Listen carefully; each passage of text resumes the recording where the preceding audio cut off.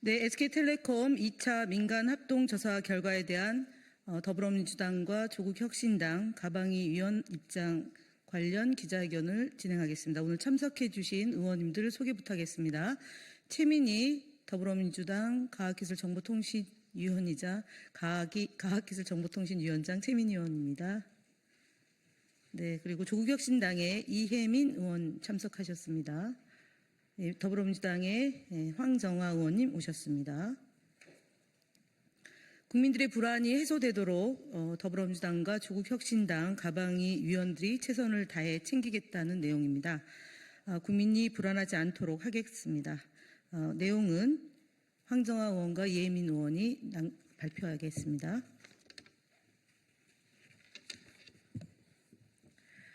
네, SKT 2차 민간합동조사 결과에 대한 가방위 입장입니다.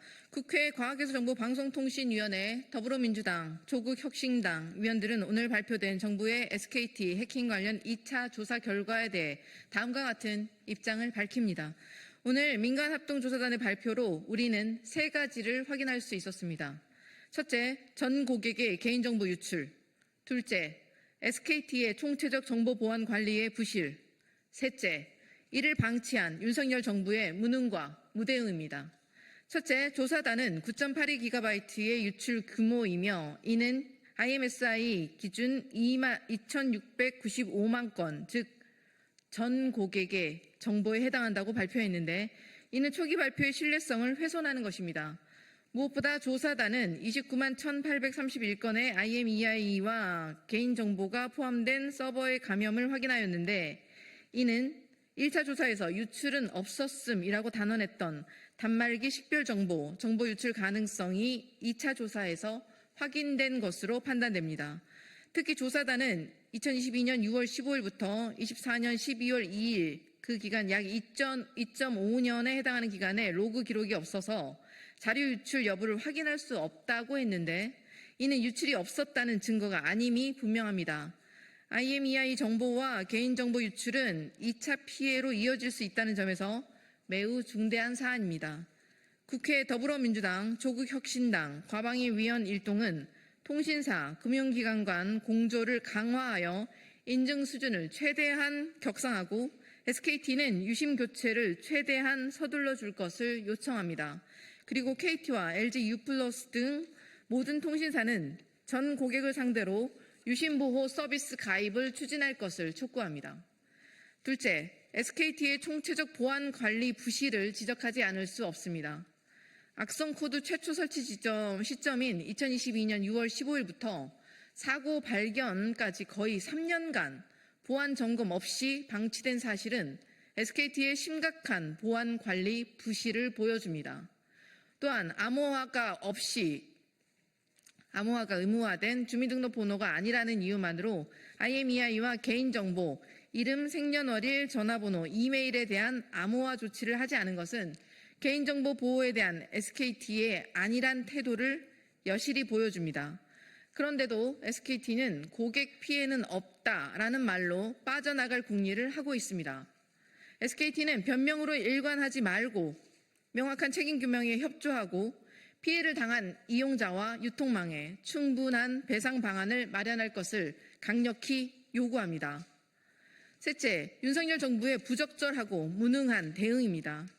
윤석열 정부는 BPF 백도어에 대한 공격 위험이 수년 전부터 알려져 있었고 23년 LG U+ 사고가 있었음에도 선제적 보안 점검 및 대책 수립에 소극적으로 임했습니다. 앞서 지적한 로그 기록 부재는 심각한 관리 부실로 이는 단순한 관리 소홀이 아닌 국가통신 인프라 보안의 치명적인 결함입니다. 해킹이 2년 넘게 지속됐음에도 기록이 없어 분석 불가능이라는 정부의 변명은 도저히 납득할 수 없습니다.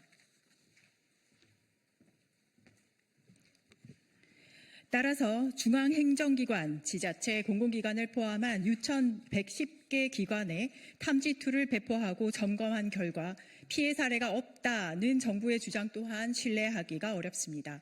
SKT에서만 25종의 악성 코드와 23대의 감염 서버가 발견된 상황에서 다른 기관에서는 발견되지 않았다는 것은 비현실적이기까지 합니다.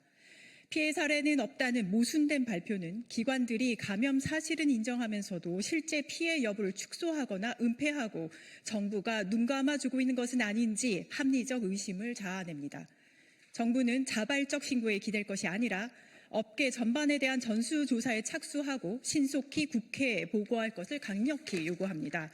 무엇보다 이번 사태의 총괄 책임 부처인 과학기술정보통신부는 통신부의 무책임한 대응은 심각한 직무유기이며 유상임 과기부 장관은 이 사태에 대한 책임을 지고 즉각 사퇴해야 합니다.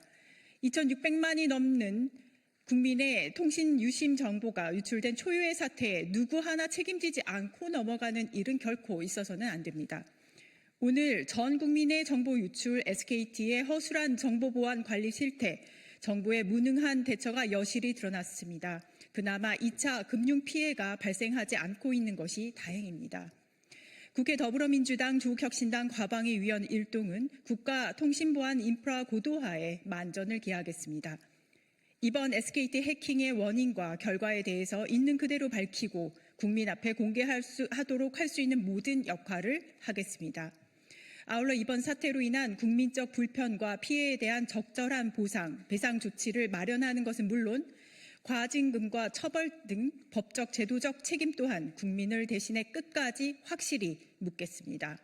재발 방지 대책과 대안도 확실히 챙기겠습니다. 국민들의 불안이 덜어질 수 있도록 최선을 다하겠습니다. 2025년 5월 19일 국회 과학기술정보방송통신위원회 더불어민주당 조국혁신당 국회의원 일동 이상입니다.